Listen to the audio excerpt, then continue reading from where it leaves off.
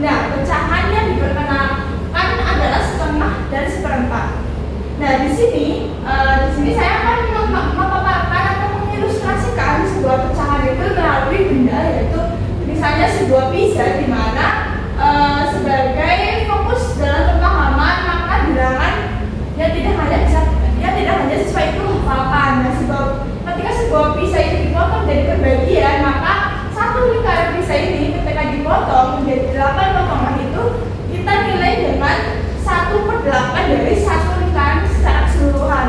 Nah, kita bisa lihat lingkaran yang kedua itu di mana sebuah potongan sebuah pizza yang dipotong ini kemudian dipotong jadi 8 bagian, kemudian kita ambil 2 bagian, maka bisa dikatakan dalam satu lingkaran ini menjadi 2/8 lingkaran.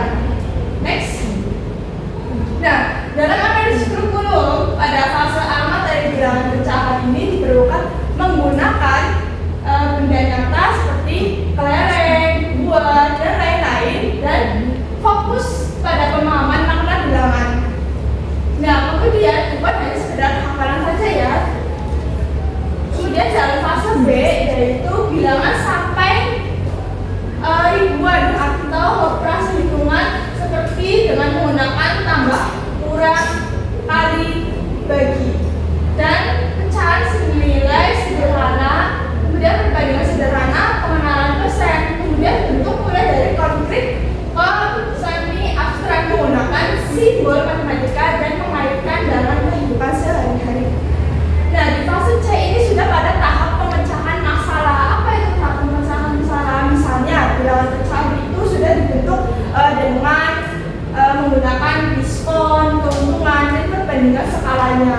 Nah, dari tujuan pembelajaran ini juga siswa perlu menunjukkan bagaimana pecahan dan mengenai pecahan setengah dari benda utuh yang dibagi menjadi 2 sama besar.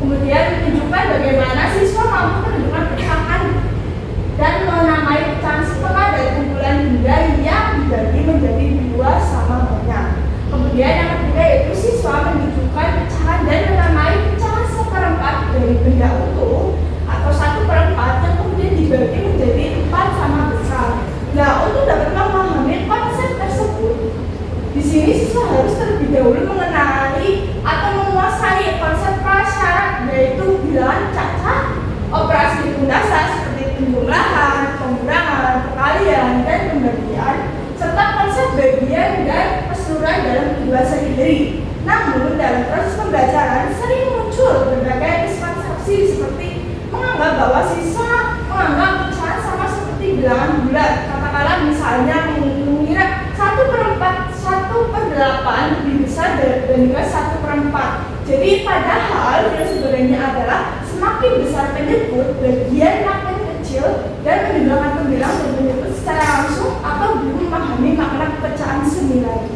Next. Kemudian di sini saya akan membahas terkait analisis konseptual. Nah, dalam ilustrasi gambar, bilangan pecahan bagian yang dimaksud adalah bagian yang diperhatikan. Biasanya kita tandai dengan yang namanya diarsir.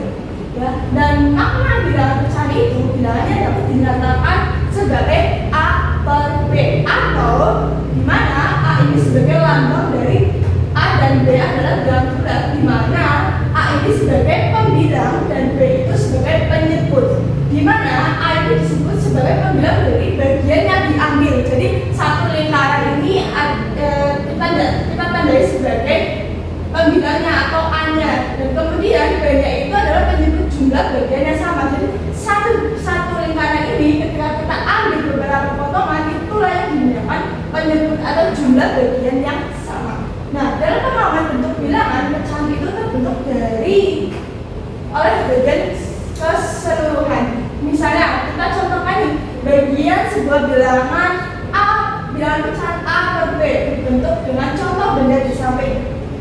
Kita bisa lihat sebuah satu lingkaran pizza ini kemudian kita bagi menjadi 2, maka yang dihasilkan adalah 2 potongan. 2 potongan ini terdiri dari setengah lingkaran dan setengah lingkarannya. Kemudian ketika kita bagi lagi menjadi 3 potongan, maka terdiri dari 1/3 lingkaran, jadi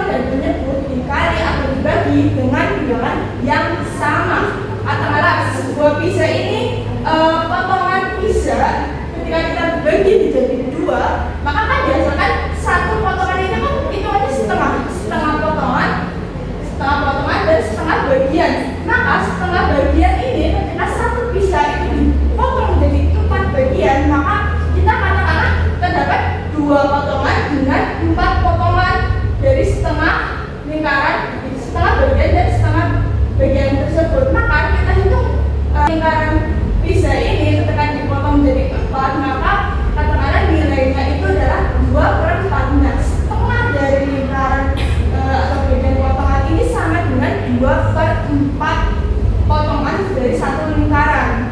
Dalam pemahaman pecahan senilai ini, angka bilangan yang berbeda tetapi memiliki nilai yang sama, di mana satu pizza dibagi menjadi 2, ambil dari satu bagian, yaitu satu bagiannya itu senilai setengah, dan yang sama dibagi 4 itu ambil 2 bagian dari potongan tersebut, maka senilai 2/4. Nah, jadi setengah itu tetap sama nilainya dengan 2/4 bagian dalam satu pizza. Kesimpulannya yang bisa kita ambil adalah tidak berubah jumlahnya, hanya bagaimana cara kita membaginya dengan cara yang berbeda.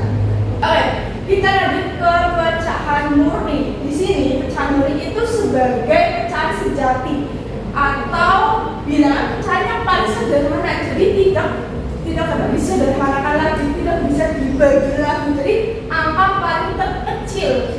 Nah, ciri-cirinya jika nilai pembilang itu lebih kecil daripada nilai penyebut A, dalam tanda A lebih kecil dari B, maka disebut pecahan murni. Ya, contohnya dalam sebuah lingkaran ini dibagi menjadi 4 potongan. Ketika kamu ambil dari 4 potongan itu diambil 3 potongan, maka pecahan murni ini belum mencapai satu utuh. Bisa maka hasil dari 4 potongan diambil 3 potongan itu adalah 3/4. Nah, contoh lainnya itu seperti 5/6, 3/8, 2/7 dan 1/8, di mana angka ini tidak bisa disederhanakan lagi. Dan nilai pembelaan lebih besar dari nilai penyebut A lebih besar dari B, maka disebut pecahan bilang murni, teman-teman. Contohnya 3/2, 5/2, 11/6, 25/3. Nah, ciri-ciri dari pecahan murni ini di mana pembilang lebih kecil dibandingkan penyebut. Kemudian di sini ada pecahan campuran, di mana ini sebuah gabungan pecahan yang memuat campuran bilangan bulat dan pecahan biasa. Contohnya di sini ada 2 buah kue dengan 1/2 kue potongan, di mana kita bisa tulis dari 2 kue utuh ini dan setengah kue ini ditulis menjadi 2/2, atau bisa tulis 2/1/2. Intinya ada kue utuh dan potongan kue. Kemudian di sini ada pecahan desimal juga. Pecahan desimal ini berbentuk suatu bentuk pecahan dengan penyebutan khusus seperti 10,1, 10,2 dan seterusnya. Jadi pangkat bilangannya itu bulat positif. Cara tulisannya yaitu untuk angka lebih dari 5 dibulatkan ke atas. Contohnya 0,436 dibulatkan jadi 0,47. Untuk angka lebih dari 5 dibulatkan tetap pada bilangan itu. Contohnya 0,432 dibulatkan menjadi 0,43. Oke, di sini ada bentuk persenan juga, mana penyebutnya itu 100 disebut dengan persenan dengan menyimbolkan angka seperti pada gambar. Cara penulisannya misalnya 9% itu ditulis sebagai 9/100 dalam bentuk pecahan. Selanjutnya kita masuk ke penerapan prosedur pecahan. Di sini ada pecahan, penjumlahan dan pengulangan, di mana pada pecahan ini penyebutannya itu sama, dan rumusnya itu contohnya seperti A per C ditambah B per C. Nah, menjadi A plus B per C. Nah, sebaliknya juga pengurangan seperti itu. Nah, penjumlahan ini dapat dilakukan dengan langsung menjumlahkan pembilang karena satuan bagian yang digunakan sama biasanya menjadi kesalahan sering terjadi di mana menjumlahkan pembilang dan penyebut langsung. Nah, di gambar samping mengapa langsung jumlahan? Jadi karena penyebutnya sama menjadi sama dengan satuannya sama, artinya semua bagian ukurannya sama atau dibagi 8. Jadi tinggal menjumlahkan bagian yang banyaknya saja. Nah, contohnya seperti kue di samping, di mana 3/8 ditambah 2/8 sama dengan 5/8. Jadi kesimpulannya, kue diambil 8 bagian dan dibagi menjadi 8 bagian dan diambil 3 bagian plus 2 bagian. Totalnya 5 bagian dari 8. Maka pembilang adalah hasil dari angka yang diambil dari bagian potongan satu lingkaran keseluruhan. Yang selanjutnya ada pecahan, perkalian, dan pengurangan. Kepada kali ini berpenyebut beda dan rumusnya bisa dikatakan A per B dikali C per D sama dengan A kali C per B kali D. Nah, pada keterangannya A, C itu adalah pembilang dan B, DB, DB, dan D itu adalah penyebut. Berbeda dengan penjumlahan pengurangan, pada pecahan, perkalian, dan pengurangan ini tidak memerlukan penyamaan penyebut. Nah, contoh soalnya seperti 3/4 dikurangi 1/2. Nah, pada soal ini kita perlu samakan penyebutnya, di mana cara menggunakannya yaitu dengan KPK dari 4 dan 2 sama dengan 4. Maka dikalikan jadi 3/4 dikurangi 1/2 sama dengan 3/4 sama dengan 2/4 atau 1/4. Nah, pada pembilangnya di sini adalah 3 sama dengan 2. Nah, pada perkalian ini di 3 dikali 1/4 sama dengan 1/4 ditambah 1/4 ditambah lagi 1/4 sama dengan 3/4. Kita masuk ke desain representatif dan aktivitas, di mana yang pertama ada desain simbolik. Di desain simbolik ini guru bisa mengenalkan bentuk simbolik umum pada pecahan. Seperti biasa, 1 itu disebut pembilang dan 2 itu penyebut. Nah, yang kedua ada desain visual. Pada desain visual, guru bisa menampilkan gambar pecahan atau aktivitas yang mengarsir gambar lingkaran. Contoh berdiskusinya, arsirlah gambar lingkaran di atas menjadi 1/2 dan 1/4. Yang ketiga ada representasi konteks nyata. Contohnya, ibu memiliki pizza, kemudian Lita memakan 1/4 bagian dan Sandra memakan 2/4 bagian. Berapa bagian pizza yang dimakan bersama? Penyelesaiannya ada di 1/4 ditambah 2/4 sama dengan 2/3. Yang keempat ada contoh aktivitas siswa. N meminum air putih sebanyak 1/2 gelas setiap hari dan 1/4 di siang hari. Berapa jumlah air putih yang diminum N? Contohnya seperti itu. Next. Nah, ini ada analisis karakteristik siswa, di mana yang pertama ada tahap perkembangan kognitif. Pada siswa sekolah dasar berada pada tahap operasional konkret menurut Jean Piaget. Artinya siswa lebih mudah memahami sesuatu yang bisa dilihat dan disentuh. Yang kedua, belum bisa menerima konsep yang terlalu abstrak. Yang ketiga, ada perlu contoh nyata dalam belajar. Dan implikasinya, belajar pasangan perlu menggunakan media konkret atau benda seperti batangan pecahan, pisau, atau buat. Yang kedua, ada tahap pengalaman awal siswa, di mana siswa mulai mengenal pembagian makanan atau benda secara sederhana, namun belum mengerti konsep pecahan adalah bagian dari keseluruhan. Yang ketiga ada gaya belajar, di mana yang pertama gaya belajar visual yaitu memahami melalui gambar nyata. Kinestetik belajar menggunakan aktivitas, dan auditori belajar menggunakan atau melalui penjelasan guru dan diskusi. Dan yang keempat ada minat dan motivasi belajar siswa. Di sini siswa lebih tertarik pada pembelajaran yang menyenangkan dan kontekstual, yaitu gunakan cerita, permainan, atau kehidupan sehari-hari. Yang kelima ada perkiraan kesulitan siswa. Yang pertama ada menganggap pecahan dengan penyebut yang lebih besar dan bingung pada operasi campuran pecahan. Next. Baik, selanjutnya pada bagian ini saya akan membahas tentang analisis strategi pembelajaran. Nah, dalam materi dalam buku masih ditemukan dominan ekspositori atau masih berdasarkan ceramah dan contoh soal. Nah, siswa cenderung pasif menghafal prosedur dan kurang memahami konsep. Nah, dari masalah tersebut kita memerlukan desain pembelajaran yang aktif, konseptual, dan eksploratif. Nah, desain pembelajaran yang kita sarankan yaitu yang pertama ada problem based learning atau PBL, di mana desain ini adalah pembelajaran yang dimulai dari masalah nyata. Nah, di sini siswa menyelesaikan masalah untuk menemukan konsep. Nah, contoh masalahnya itu misalnya ibu punya satu pizza dibagi ke 4 anak. Nah, seperempat anak, kemudian ibu menambah setengah pizza lagi.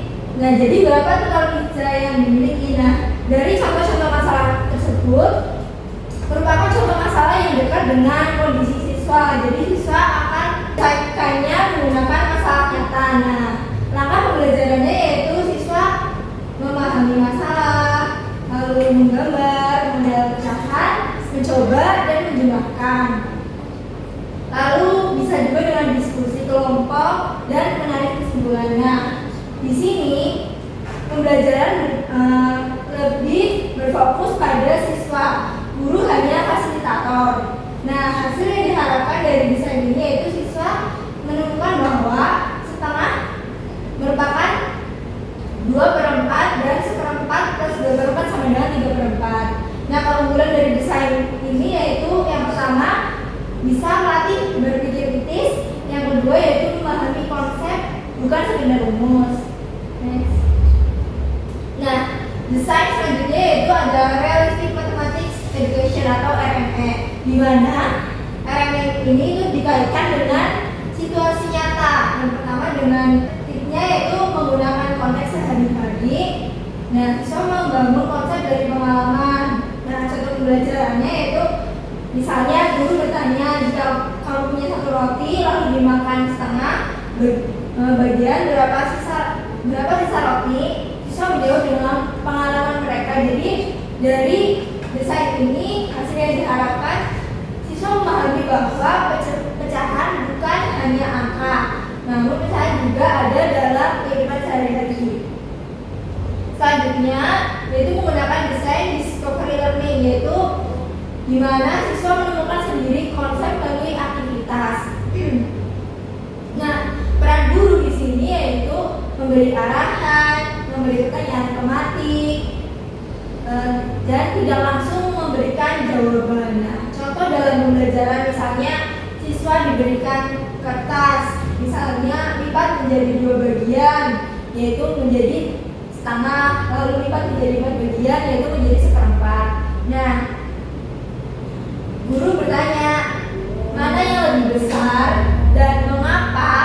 Nah, dari desain tersebut hasil yang diharapkan yaitu siswa bisa menemukan bahwa setengah lebih besar dari 1/4. Nah, pecahan juga bergantung pada pembagian. Nah, selanjutnya yaitu ada uji coba dan refleksi. Nah, di sini saya menganalisis dari buku yaitu tujuan uji coba, yaitu mengetahui apakah desain pembelajaran tersebut bisa yang pertama mudah dipahami siswa, yaitu mampu mengurangi miskonsepsi, dan yang ketiga mendorong pemahaman konsep. Misalnya dalam materi penjumlahan pecahan berbeda penyebut, contohnya setengah atau 1/2 dan ditambah 1/4. Nah,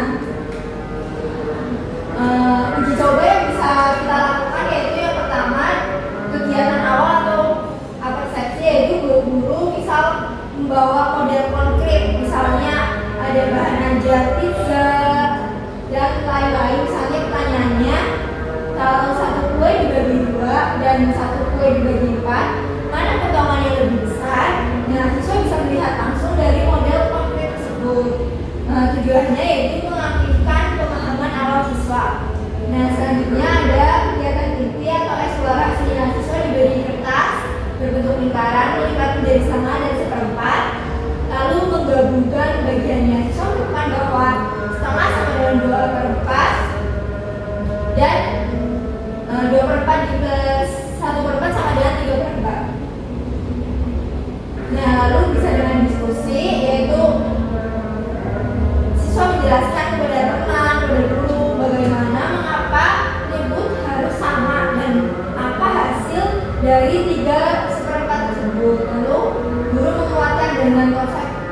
pencerahan pecahan, proses penjumlahan.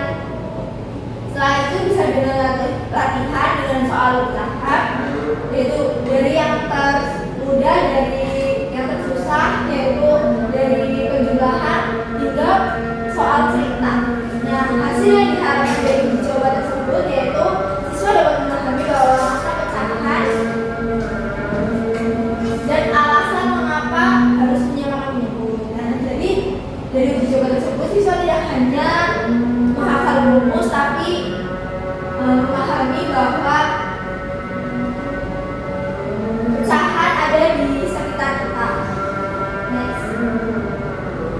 Kesimpulan dari materi pecahan tersebut atau analisis pecahan dan operasi hitung, yaitu bilangan pecahan adalah konsep penting dalam matematika SD untuk menyatakan bagian dari keseluruhan dengan bentuk seperti pecahan, biasa, campuran, desimal, dan persen.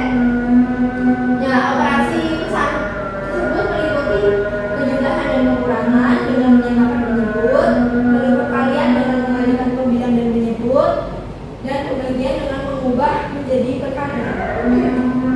Nah, pemahaman konsep pecahan membantu siswa menyelesaikan masalah dalam kehidupan sehari-hari.